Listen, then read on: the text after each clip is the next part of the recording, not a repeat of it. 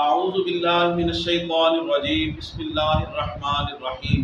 اللہم صلی علی سیدنا و مولانا محمد و بارک وسلم علیہ۔ محترم خواتین و حضرات، بنیادی طور پہ تو ہمارا چینل اسلامی چینل ہے، لیکن اسلام اور قرآن و حدیث ہی سے ہمیں یہ تعلیم حاصل ہوتی ہے کہ انسان کو زندگی کیسے گزارنی ہے، کہ انسان جہاں پہ شریعت کے احکامات پہ عمل پیرا ہوتا ہے، وہیں اللہ اس کے رسول نے ہمیں اپنی صحت کا خیال رکھنے کا بھی حکم ارشاد فرمایا ہے۔ جیسا کہ ایک جگہ اللہ پاک نے ارشاد فرمایا وَلَا تَقْتُلُوا أَنفُسَكُمْ، اپنی جانوں کو قتل نہ کرو۔ اسی طرح احادیث شریف کے اندر بھی آتا ہے بھائی نصف ایمان ہے۔ موسم برسات گزر رہا ہے، تو موسم برسات کی وجہ سے مچھروں کی افزائش نسل بڑی تیزی سے ہو رہی ہے، اور مچھروں مکھیوں کے علاوہ دیگر کئی قسم کے حشرات الارض، کیڑے مکوڑے وغیرہ پیدا ہو رہے ہیں، اور ان کی وجہ سے پھر کئی متعدی بیماریاں جو ہیں، جسے وائرل انفیکشن کہہ سکتے ہیں، یہ پیدا ہوتی ہیں، مثلاً ہیضہ، پیچس اور ڈائریا، ٹائیفائڈ وغیرہ اس قسم کی مختلف بیماریاں پھیلتی ہیں۔ تو پھر یہ ہے بھی متعدی بیماری، تو یہ کیا چیز ہے اور یہ کس وجہ سے بیماریاں آتی ہیں اور اس کا تدابیر کیا ہو سکتی ہیں، اس سلسلے میں ہمارے ساتھ آج ہمارے چینل پہ انتہائی اس حوالے سے معتبر شخصیت محترم المقام جناب گلزار احمد راجہ صاحب، جو کہ in-charge malaria control spray program یعنی انچارج وبائی امراض محکمہ صحت پنجاب، آپ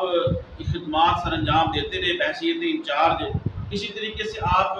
سالٹ ویسٹ مینجمنٹ یعنی یہ جو محکمہ ہے، اس کے اندر بھی آپ کی حکومت پنجاب کے لیے بڑی خدمات ہیں۔ آپ نے اپنا قیمتی وقت نکالا اور آپ تشریف لائے، ہم انہیں خوش آمدید کہتے ہیں اور ان کے شکر گزار ہیں۔ السلام علیکم ورحمۃ اللہ وبرکاتہ۔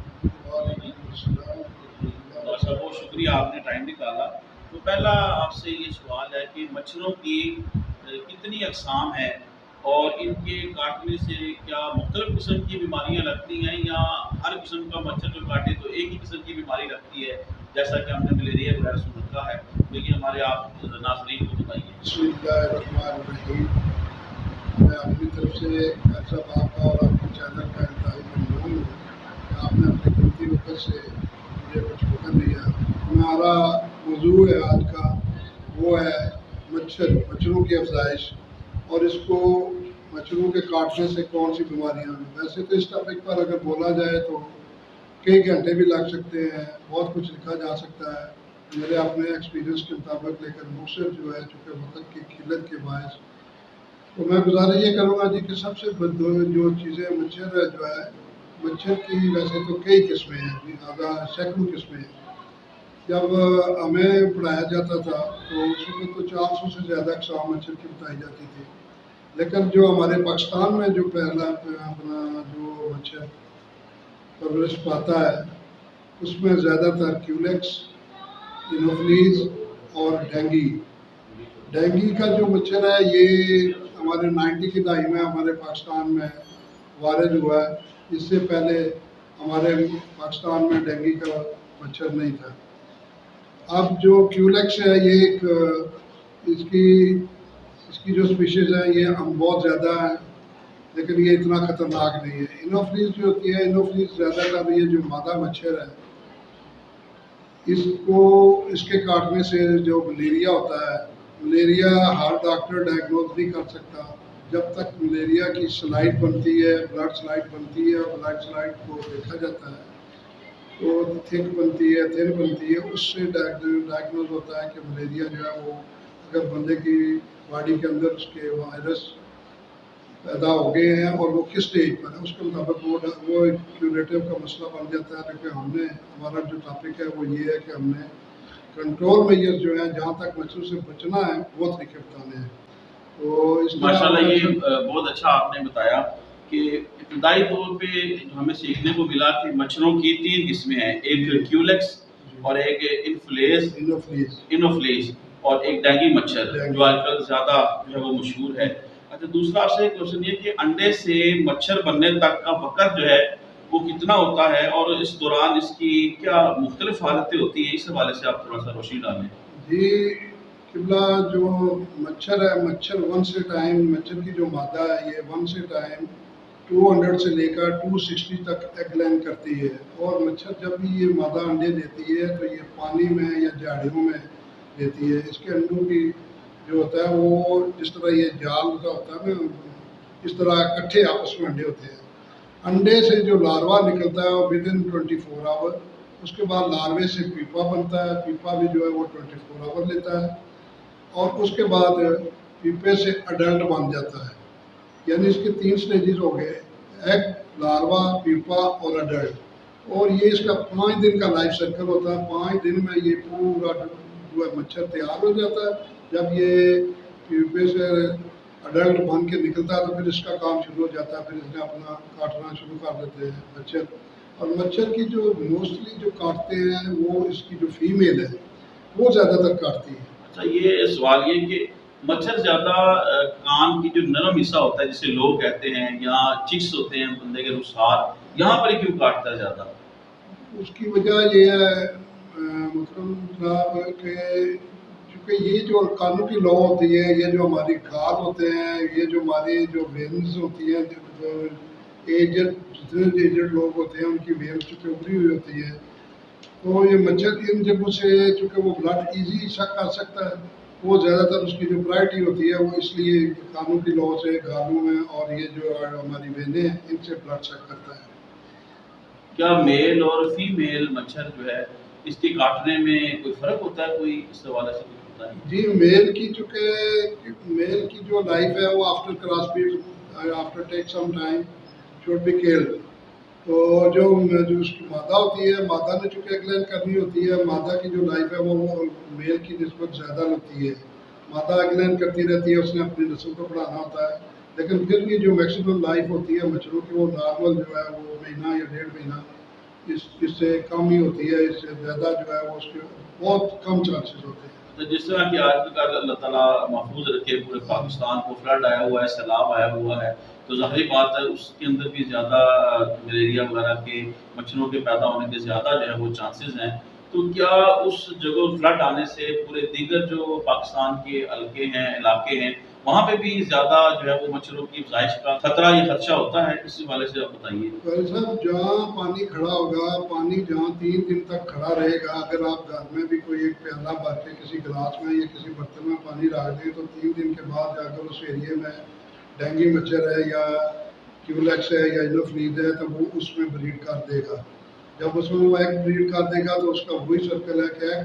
لاروا، پیپا، وہ اس میں سے ڈیلٹ ہو کر اس کی کالونی بن جائے گی، وہ اپنا کام شروع کر دے گی۔ اس لیے یہ ہے کہ جہاں جہاں پانی کھڑا ہو کوشش یہ کریں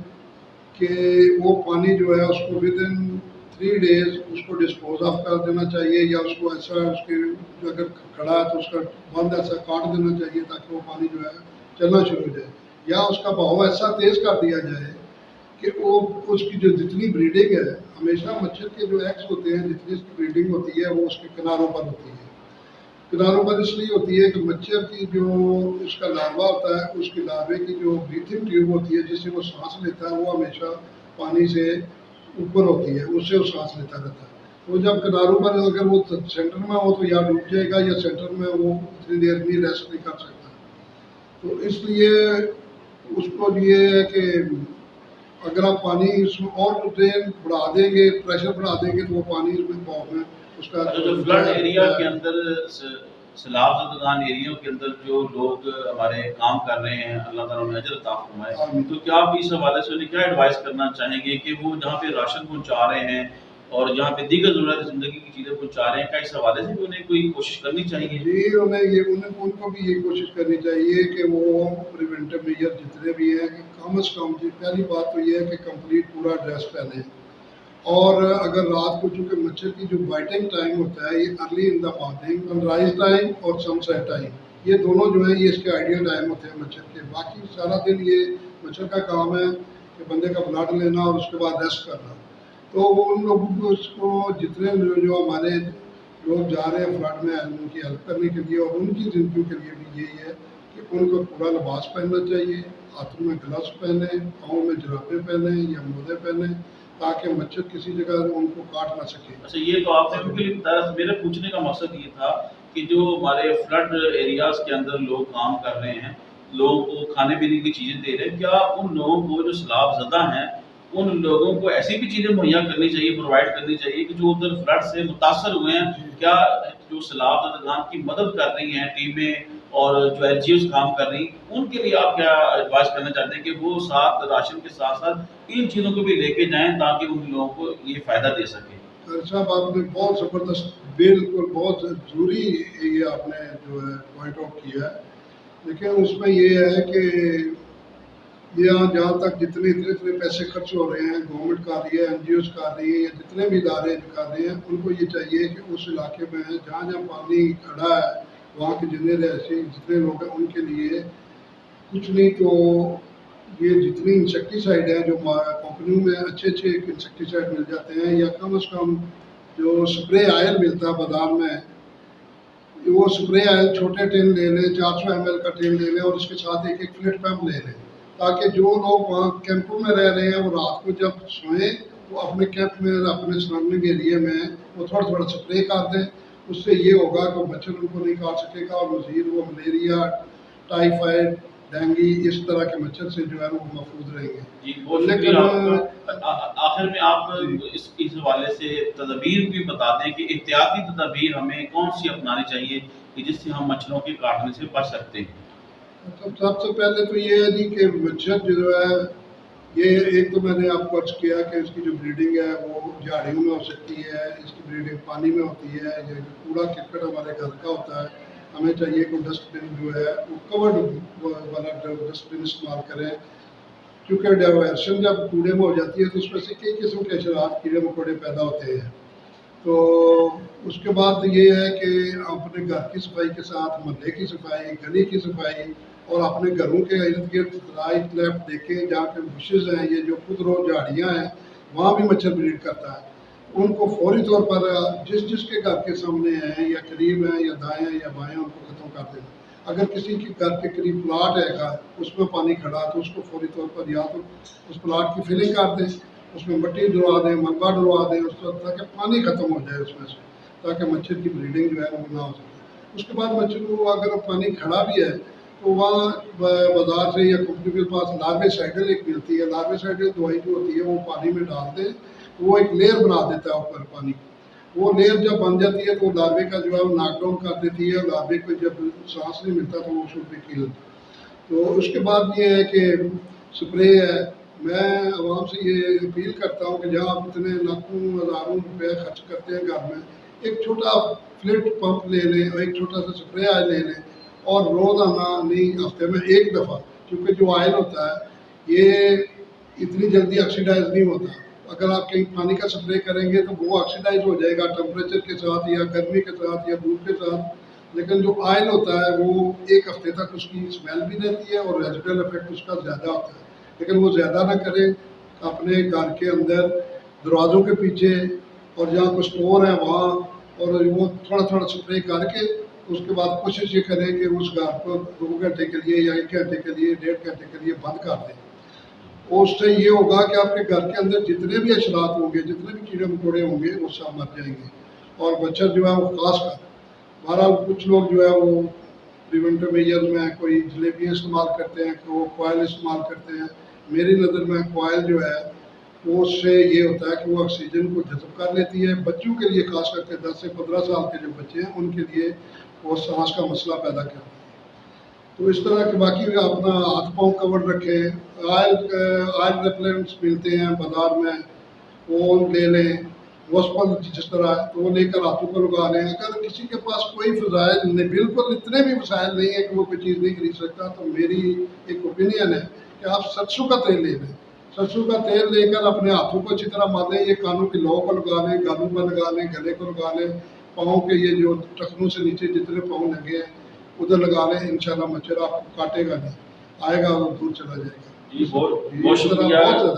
بہت شکریہ گلزار احمد راجہ صاحب، جن کی محکمہ صحت پنجاب کے اندر الحمدللہ بڑی خدمات ہیں. اللہ تعالیٰ انہیں صحت عطا فرمائے، جزائے خیر عطا فرمائے. اور مچھروں کے کاٹنے کی وجہ سے جو مختلف قسم کی متعدی اور وائرل انفیکشن اور وائرل متعدی بیماریاں پھیلتی ہیں، اس کی روک تھام کے لیے اور اس کی اویئرنیس کے لیے آج ہمارا یہ پروگرام ہوا، جس کے اندر محترم گلزار احمد راجہ صاحب نے بڑی اچھی ہمیں باتیں بتائی ہیں۔ یقیناً اگر ہم اس پہ عمل کریں گے تو ہم ان بہت ساری متعدی بیماریوں سے بچ سکتے ہیں۔ میری آپ سے گزارش ہے، میرے اس ویڈیو کو آپ زیادہ سے زیادہ لوگوں کے فائدے کے لیے، آپ لوگوں کے نفع کے لیے زیادہ سے زیادہ اسے شیئر کریں، وائرل کریں۔ اللہ پاک آپ کو جزائے خیر دے۔ السلام علیکم ورحمۃ اللہ وبرکاتہ۔